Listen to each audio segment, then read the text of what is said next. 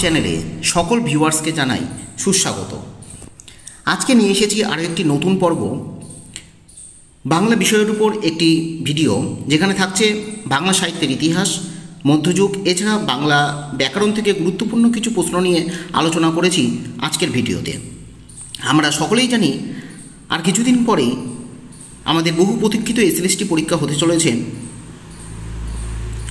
সেই কথা মাথায় রেখে আমাদের প্রস্তুতি চালিয়ে যেতে হবে বাংলা বিষয়ের ওপর।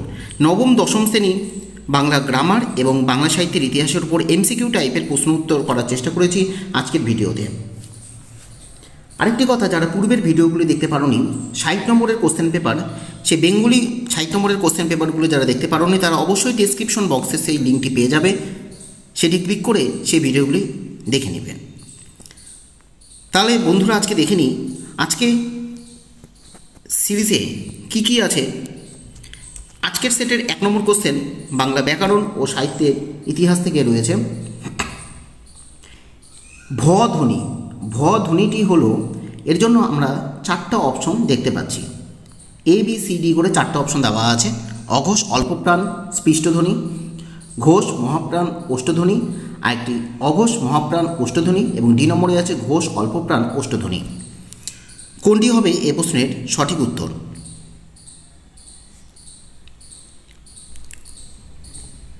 ভ ধ্বনিটি কোন প্রকার ধ্বনি? এই প্রশ্নের সঠিক উত্তর হয়ে যাচ্ছে বি নম্বর অপশন। বি নম্বর অপশনে কি রয়েছে? ঘোষ মহাপ্রাণ অষ্টধ্বনি। কেন হলো সেটা আমরা দেখে নিই। এই যে ভ, এই ঘোষ ধ্বনিটি হলো, আমরা জানি প্রতিটি বর্গের তৃতীয়, চতুর্থ এবং পঞ্চম, এই তৃতীয়, চতুর্থ এবং পঞ্চম বর্ণ হচ্ছে ঘোষ মহাপ্রাণ ধ্বনি, অর্থাৎ গ, ঘ এবং উম্ম। গ, ঘ এবং উম্ম এটা হচ্ছে তৃতীয়, চতুর্থ, পঞ্চম বর্ণ, তার মধ্যে ঘোষ পড়ছে। এছাড়া মহাপ্রাণ বর্ণের মধ্যে আমরা সবাই জানি মহাপ্রাণ বর্ণগুলির মধ্যে পড়ছে দ্বিতীয় এবং চতুর্থ বর্গের দ্বিতীয় এবং চতুর্থ বর্ণগুলি হচ্ছে মহাপ্রাণ বর্ণ। এছাড়া আমরা জানি ওষ্ঠবর্ণ। ওষ্ঠবর্ণ সাধারণত প বর্গকে বলা হচ্ছে, প ফ ব ভ, এই ওষ্ঠবর্ণকে বলা হচ্ছে। তাহলে আমাদের প্রশ্নটি ছিল ভ ধ্বনিটি কী প্রকার ধ্বনি? তাহলে ভ ধ্বনিটি আমরা পাচ্ছি ওষ্ঠধ্বনি, ভ ধ্বনিটি আমরা পাচ্ছি মহাপ্রাণ ধ্বনি, কারণ বর্গের দ্বিতীয়, চতুর্থ, অর্থাৎ আমরা যদি প বর্গ লক্ষ্য করি তাহলে প বর্গে আমরা কী কী পাচ্ছি? প, ফ, ব, ভ এবং ম, এগুলো পাচ্ছি। তো সেক্ষেত্রে আমাদের মহাপ্রাণ বর্ণ দ্বিতীয়, চতুর্থ, তাহলে ফ, ভ এটা আমরা পেয়ে যাচ্ছি মহাপ্রাণ। আর ঘোষ বর্ণ কি? তৃতীয়, চতুর্থ, পঞ্চম, এর মধ্যেও প বর্গের তৃতীয়, চতুর্থ, পঞ্চমের মধ্যেও কিন্তু আমরা ভকে পেয়ে যাচ্ছি। সুতরাং এখানে সঠিক উত্তর হলো বি নম্বর অপশন, ঘোষ মহাপ্রাণ এবং ওষ্ঠধ্বনি, এই 3টি ধ্বনি ব, ভ ধ্বনির মধ্যে রয়েছে। সুতরাং বি নম্বর হবে এ প্রশ্নের সঠিক উত্তর। এরপরে আমরা চলে যাচ্ছি 2 নম্বর কোশ্চেন। 2 নম্বর কোশ্চেন রয়েছে বাংলা ব্যাকরণ ও সাহিত্যের ইতিহাস থেকে। বাংলা ব্যাকরণ থেকে একটি কোশ্চেন রয়েছে যে মৌলিক স্বরধ্বনিকে স্কেল অফ কার্ডিনাল ভাওয়েলস বলে অভিহিত করেছেন কোন সাহিত্যিক, কোন ইংরাজি সাহিত্যিক? এর জন্য 4টি অপশন তোমরা দেখতে পাচ্ছ। এ নম্বরে আছে জি.ভি. কোনোর, বি নম্বরে জোন্স, সি নম্বরে আছে অ্যাবারকম্ফ এবং ডি নম্বরে আছে উপরের কোনোটি নয়। এই প্রশ্নের সঠিক উত্তর কী হবে তোমরা নির্বাচন করো।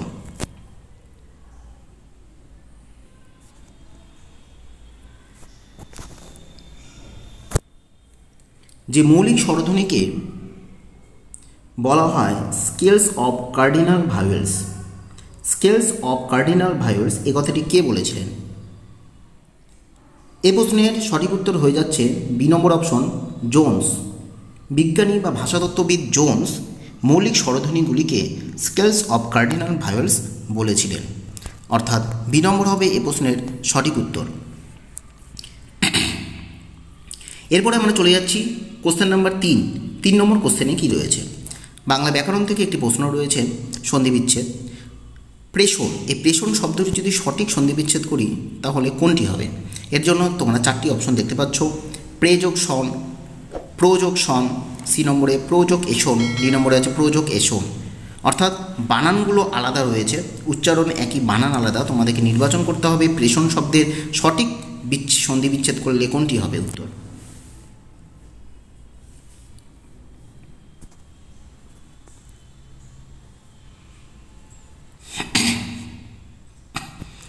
এই প্রশ্নের সঠিক উত্তর হয়ে যাচ্ছে সি নম্বর অপশন, অর্থাৎ প্রো যোগ এসন। সি নম্বর অপশনে রয়েছে প্রো যোগ এসন, সেটা হচ্ছে প্রেষণ। আমরা যদি এই প্রেষণ শব্দটিকে বলি তাহলে এটা কী ধরনের সন্ধি?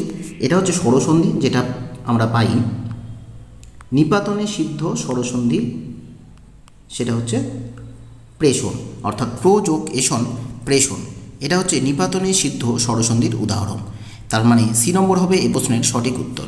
এরপরে চলে আসি কোশ্চেন নাম্বার 4। বাংলা ব্যাকরণ থেকে আরেকটি প্রশ্ন রয়েছে, পত্র মারফত তোমার পুরস্কার পাওয়া সংবাদ আমাকে খুব আনন্দ দিয়েছে। এই বাক্যটির মধ্যে আমরা দেখতে পাচ্ছি চিহ্নিত রয়েছে মারফত শব্দ। এই মারফত শব্দটি কোন প্রকার অব্যয়পদ সেটা আমাদেরকে খুঁজে বের করতে হবে। এই মারফত শব্দটি কোন প্রকার অব্যয়পদ? এর জন্য 4টি অপশন আছে, ব্যতিরেকাত্মক অব্যয়, উপমাবাচক অব্যয়, অনুসর্গবাচক অব্যয় এবং সংকোচক অব্যয়। কোনটি হবে এই প্রশ্নের সঠিক উত্তর?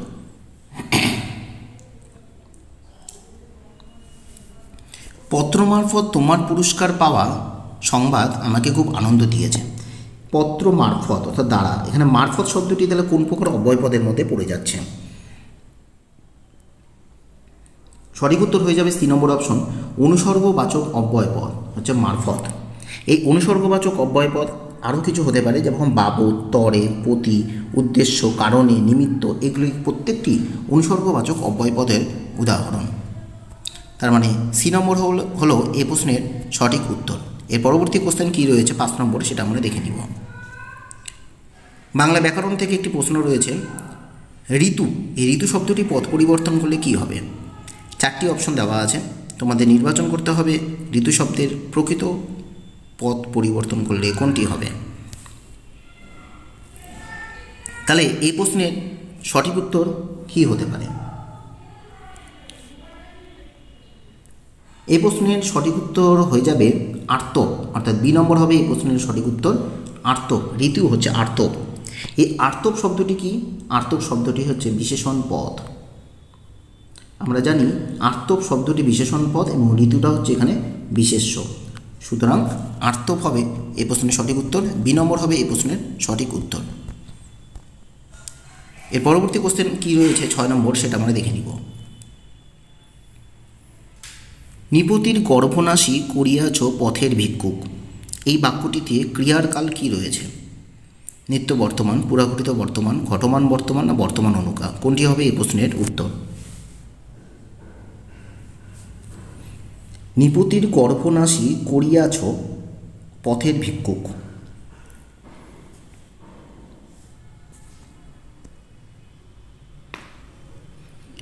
এই প্রশ্নের সঠিক উত্তর হয়ে যাচ্ছে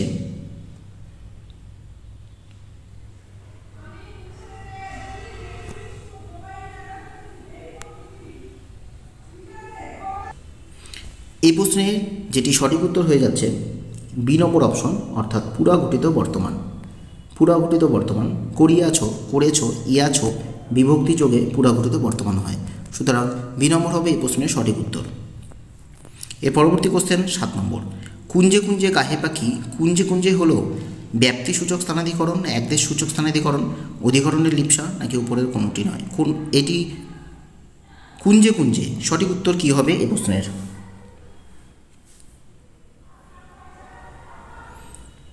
কুঞ্জে কুঞ্জে এই শব্দটির মধ্য দিয়ে আমরা বুঝতে পারছি গাহে পাখি, পাখিরা গান গাচ্ছে কোথায়? কুঞ্জে কুঞ্জে, অর্থাৎ কোনো একটি নির্দিষ্ট স্থানের কথা বলা হচ্ছে। অধিকরণের বিপসা, কুঞ্জে কুঞ্জে অধিকরণের বিপসা হবে এই প্রশ্নের সঠিক উত্তর, সি নম্বর হবে এই প্রশ্নের সঠিক উত্তর। এর পরবর্তী কোশ্চেন রয়েছে 8 নম্বর কোশ্চেন। বাংলা সাহিত্যের ইতিহাস থেকে একটি প্রশ্ন দেওয়া হয়েছে, কি মোহিনী জানো বধূ, কি মোহিনী জানো অবলার পান্নিতে নাহি তোমা বেনো, এই উল্লেখিত পদটি কোন বৈষ্ণব কবির রচনা?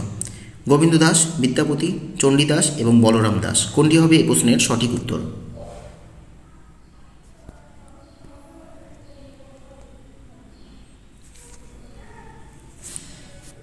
এই প্রশ্নের সঠিক উত্তর হয়ে যাচ্ছে সি নম্বর অপশন, চণ্ডীদাস।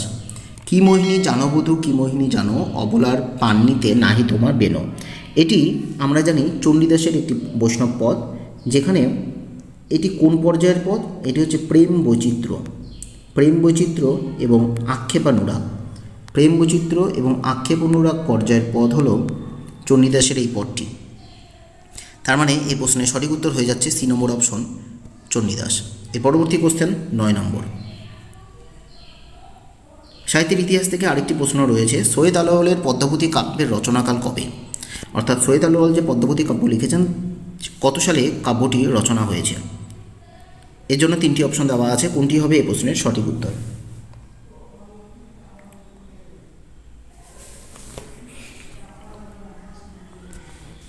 এই প্রশ্নের সঠিক উত্তর হচ্ছে বি নম্বর অপশন, 1645 থেকে 1652 খ্রিস্টাব্দ।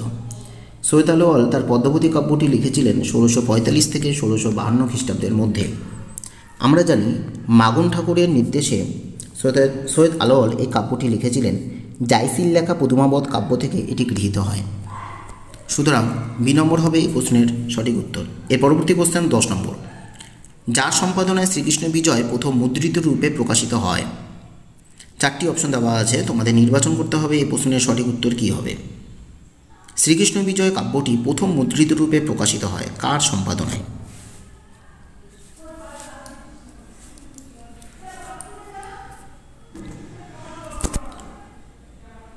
এই প্রশ্নের সঠিক উত্তর হয়ে যাচ্ছে সি নম্বর অপশন, কেদারনাথ দত্ত।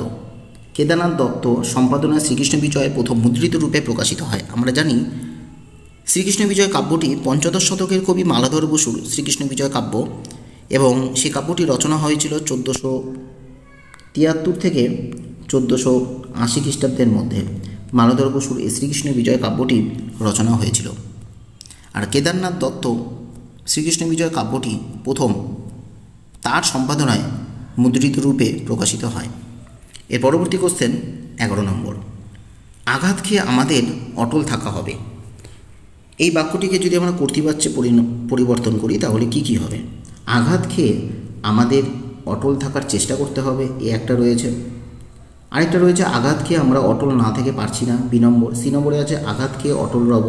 ডি নম্বরে আছে আঘাতের দ্বারা আমরা অটল থাকবো। অর্থাৎ এই 4টি অপশনের মধ্যে উপযুক্ত কর্তৃবাচ্যের রূপ কোনটি রয়েছে? আঘাত খেয়ে আমাদের অটল থাকা হবে, অর্থাৎ এই প্রশ্নের সঠিক উত্তর হয়ে যাচ্ছে সি নম্বর অপশন, আঘাত খেয়ে অটল থাকবো। আঘাত খেয়ে অটল থাকবো, এই প্রশ্নের সঠিক উত্তর এটি হয়ে যাচ্ছে। এর পরবর্তী প্রশ্ন 12 নম্বর। পদকল্পতরু গ্রন্থে গোবিন্দ দাসের ভণিতায় আমরা কতগুলো পদ পাচ্ছি? 405 না 406 না 410 নাকি 411টি পদ? কোনটি হবে এই প্রশ্নের সঠিক উত্তর?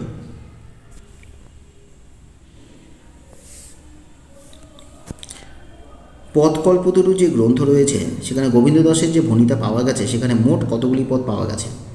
সঠিক উত্তর হয়ে যাবে বি নম্বর অপশন, 406টি পদ। 406টি পদ পাওয়া গেছে গোবিন্দ দাসের ভণিতায়। এছাড়া আমরা জানতে পেরেছি বিমান বিহারী মজুমদার মোট পদ পেয়েছে 728টি পদ। 428টি পদ পেয়েছে বিমান বিহারী মজুমদার। আর গোবিন্দ দাসের ভণিতায় পদকল্পতরু গ্রন্থে পদ পাওয়া যাচ্ছে 406টি। বি নম্বর হবে এই প্রশ্নের সঠিক উত্তর। এর পরবর্তী 13 নম্বর কোশ্চেন। কৃত্তিবাসী রামায়ণ সর্বপ্রথম কোথা থেকে কবে কার উদ্যোগে মুদ্রিত হয়?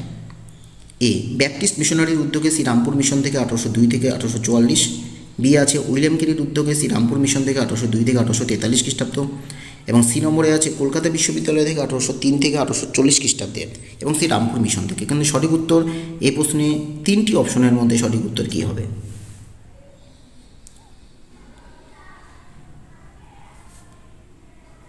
তাহলে এই প্রশ্নের সঠিক উত্তর হয়ে যাচ্ছে বি নম্বর অপশন, উইলিয়াম কেরির উদ্যোগে শ্রীরামপুর মিশন থেকে 1802 থেকে 1843 খ্রিস্টাব্দে কৃত্তিবাসী রামায়ণ সর্বপ্রথম মুদ্রিত হয়েছিল। বি নম্বর হয়ে গেল এই প্রশ্নের সঠিক উত্তর। এর পরবর্তী কোশ্চেন 14 নম্বর। বাংলা ব্যাকরণ থেকে একটি প্রশ্ন করা হয়েছে। 14 নম্বর প্রশ্নে রয়েছে মূর্খ থেকে মোড়ক ধ্বনি পরিবর্তনে এই রূপটি কোন প্রকার? স্বরসঙ্গতি, সমীভবন, বিপ্রকর্ষ না সম্প্রকর্ষ? কোনটি হবে এই প্রশ্নের সঠিক উত্তর?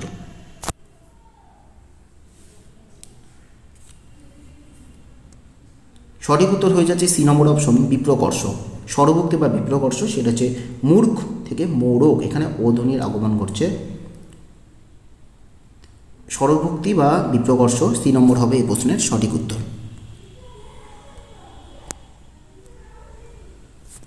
এর পরবর্তী কোশ্চেন চলে আসছি আমরা 15 নম্বর কোশ্চেন। অল্প প্রাণী ভবনের উদাহরণ দাও। এর জন্য 3টি অপশন এখানে দেওয়া আছে।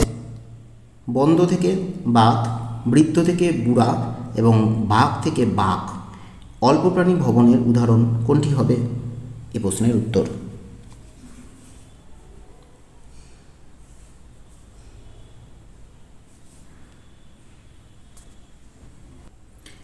তাহলে এই প্রশ্নের উত্তর কি হচ্ছে?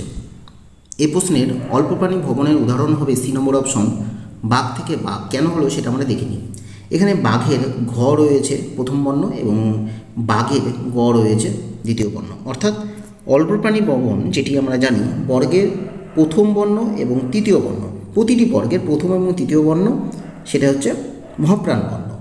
আমরা জানি প্রথম এবং তৃতীয় বর্ণ মহাপ্রাণ, অর্থাৎ ক এবং গ, এবং অল্পপ্রাণ দ্বিতীয় এবং চতুর্থ বর্ণ সেটা হচ্ছে অল্পপ্রাণ বর্ণ, অর্থাৎ খ এবং ঘ। সুতরাং ঘটাকে এখানে গ করছে, অর্থাৎ মহাপ্রাণটি এখানে অল্পপ্রাণী বর্ণে পরিবর্তন হচ্ছে, সেই কারণে অল্পপ্রাণী ভবন হয়ে যাচ্ছে এই প্রশ্নের সঠিক উত্তর। সি নম্বর হবে এই প্রশ্নের সঠিক উত্তর। এর পরবর্তী কোশ্চেন 16 নম্বর। কোন ক্রিয়াপদকে নিজন্ত ক্রিয়া বলে? এর জন্য 4টি অপশন দেওয়া আছে। কোনটি হবে এই প্রশ্নের সঠিক উত্তর?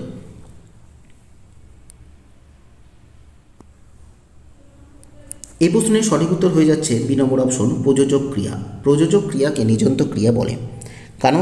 কারণ আমরা জানি মূল ধাতুর পর যদি আ প্রত্যয় যোগ হয় তাহলে হয়ে যায় প্রযোজক ধাতু, এবং এই প্রযোজক ধাতুর সঙ্গে যদি ইব এই ধাতু বিভক্তি যোগ করি তাহলে হয়ে যায় প্রযোজক ক্রিয়া। যেমন উদাহরণ হিসাবে বলতে পারি কে বা শুনাইল শ্যাম নাম। এখানে শুনাইল এটি হলো প্রযোজক ক্রিয়ার উদাহরণ। এর পরবর্তী যে কোশ্চেনটা রয়েছে সেটা আমরা দেখে নিব। 17 নম্বর কোশ্চেন রয়েছে কথক ঠাকুর সমাসবদ্ধ পদটি ব্যাসবাক্য করলে কি হবে? 4টি ব্যাসবাক্য রয়েছে। কোনটি হবে এই প্রশ্নের উত্তর?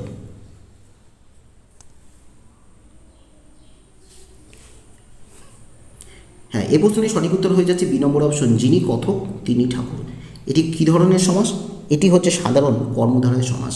কথক ঠাকুর এটি হলো সাধারণ কর্মধারয় সমাস। যিনি কথক তিনি ঠাকুর। এর পরবর্তী কোশ্চেন রয়েছে 18 নম্বর। শুনভেল মন্দির শূন্যভেল নগরী শুনভেল 10 দিশ শুনভেল সগরী। এই উল্লেখযোগ্য বৈষ্ণব পদটি কোন পর্যায়ের কোন বৈষ্ণব কবির? অর্থাৎ এখানে পর্যায়ের কথা বলতে হবে এবং কোন বৈষ্ণব কবি তার নামও এখানে বলতে হবে। 4টি অপশন তোমরা দেখতে পাচ্ছ। কোনটি হবে এই প্রশ্নের সঠিক উত্তর?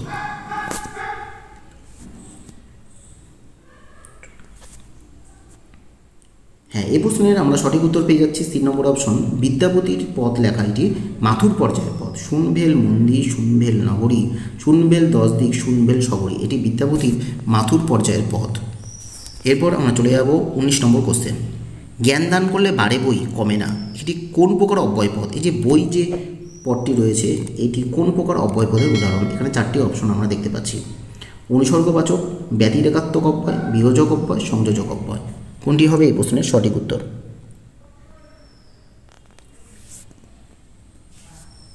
এই প্রশ্নের সঠিক উত্তর হয়ে যাচ্ছে বই ব্যতিরেকাত্মক অব্যয়, অর্থাৎ বি নম্বর হবে এই প্রশ্নের সঠিক উত্তর। এর পরবর্তী কোশ্চেন আমরা দেখে নিব 20 নম্বর কোশ্চেন কী রয়েছে। 20 নম্বর প্রশ্ন রয়েছে জীব দিয়েছেন যিনি আহার দেবেন তিনি। এখানে যিনি পদ এবং তিনি পদ এই দুটো পদে কোন প্রকার সর্বনাম পদ কাজ করছে? অনির্দেশক, না আত্মবাচক, না পারস্পরিক, নাকি সাপেক্ষ যোগ সর্বনাম? কোন সর্বনামটি রয়েছে যিনি তিনির মধ্যে?